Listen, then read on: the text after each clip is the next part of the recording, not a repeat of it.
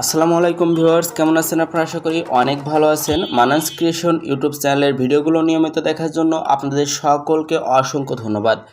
Viewers, আপনারা যারা আওয়ামী লীগ করেন বা আওয়ামী লীগের বিভিন্ন অঙ্গ সংগঠন করেন তারা সকলেই জানেন আগামী 23শে জুন আওয়ামী লীগের ৭৪তম প্রতিষ্ঠাবার্ষিকী। এই প্রতিষ্ঠাবার্ষিকী উপলক্ষে অনেকেই একটা পোস্টারের দাবি করেছেন। আমি চেষ্টা করব কয়েকটা পোস্টার আপনাদের দেওয়ার জন্য।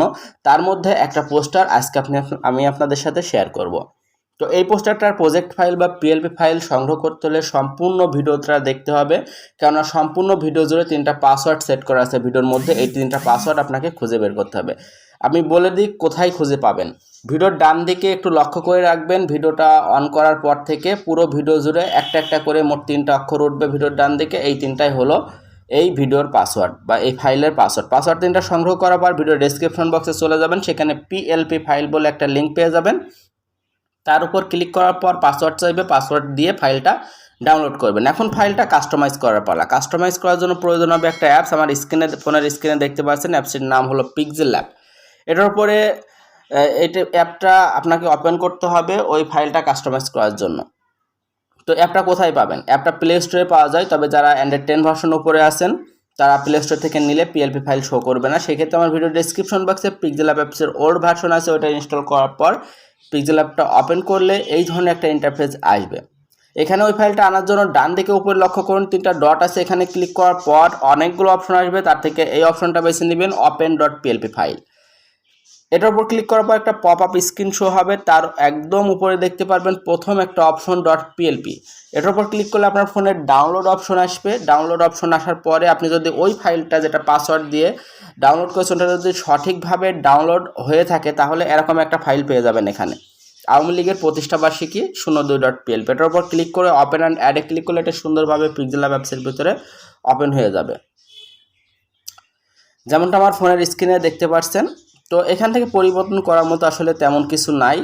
যারা ছাত্রলীগ করেন তাদের জন্য তো ছাত্রলীগের কেন্দ্রীয় নেতার ছবি দেওয়া আছে।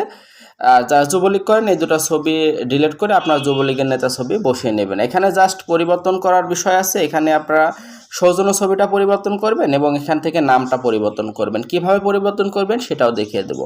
তো পরিবর্তন প্রথমে ছবি পরিবর্তন করে দেখাই। এটা পরিবর্তন করার জন্য বাম দিকে উপরে দেখতে পাচ্ছেন যে প্লাস অপশন আছে, এখানে যাবেন, তারপর ফ্রম গ্যালারিতে যাবেন।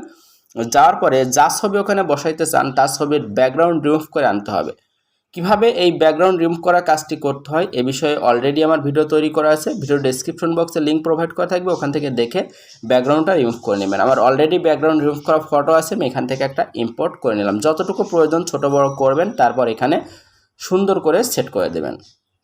তারপর নিচের ছবিটা ডিলিট করার জন্য এই যে ডান দিকে উপরে একটু লক্ষ্য করেন যে লেয়ার অপশন আছে, এই লেয়ার অপশনে ক্লিক করবেন এবং মাত্র যে ছবিটা আনলেন সেটা উপরে আছে এবং আগের ছবিটা যদি খুঁজে পেতে চান একটু নিচে স্লাইড করে চলে যাবেন এবং আগের ছবিটার এখানে ডিলিট অপশন পেয়ে যাবেন। এই ডিলিট অপশনে ক্লিক করলে এটা ডিলিট হয়ে যাবে এবং নতুন ছবিটা এখানে সুন্দরভাবে অ্যাড হয়ে যাবে।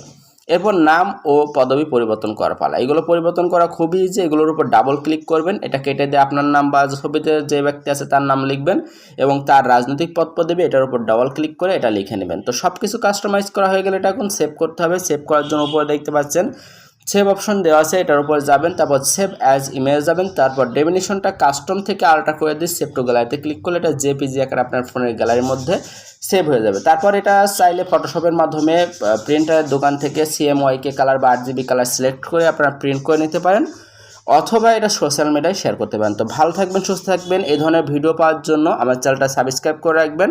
আর যদি ভিডিওটা একটুও ভালো লেগে থাকে তাহলে বন্ধুদের সাথে শেয়ার করে দেবেন। তো ভালো থাকবেন, সুস্থ থাকবেন। ধন্যবাদ সকলকে।